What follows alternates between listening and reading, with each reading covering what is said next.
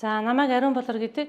Би 12 дугаар сургуульд хөгжмийн багшаар 11 дахь жилдээ боловсролын байгууллагт 26 дахь жилдээ багшилж байгаа багш байна.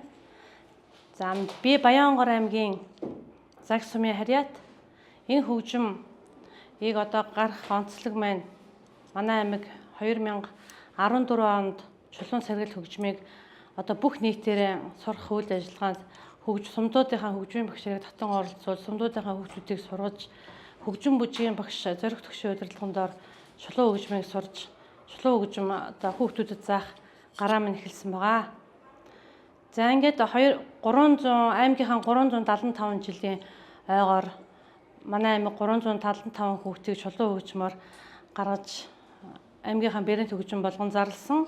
Үүнээс 2014 онд Улаанбаатар хотод 12 дугаар сургуульдаа ирж одоо өдөө хүртэл би 10 жил энэ чулуун хөгжмөнд тууштайгаар хичээллүүлж одоо 50-аас 70 шавийг гарган хөгжүүл зарим нь мэрэгжлийн чиг баримжаа олгож сургасан байна.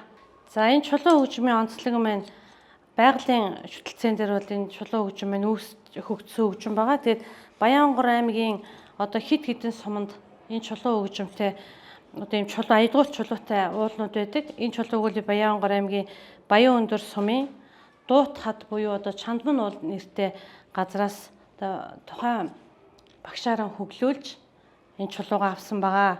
Энэ чулуу маань цаанаас ийм ая дантай, түүнийг бол одоо баян хуур хөгжмөөр ая данган тохируулан гэж хөглж авдаг нарийн ажиллагаатай ийм хөгжим юм.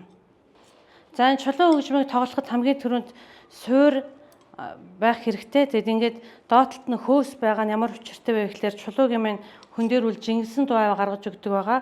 Тэгэд энэ чулууг ингэж дуурахад дуу аваа гаргахад бол опера цаваг энэ савханд ингэж хийж бэлтгэж цохиурыг бэлддэг байгаа. За ингээд та бүхэн маань манай хамтлагийн хүслэн дөрөв хамтлагийн шавнырын минь тоглолтыг хүлээн авч үзцгээнэ үү.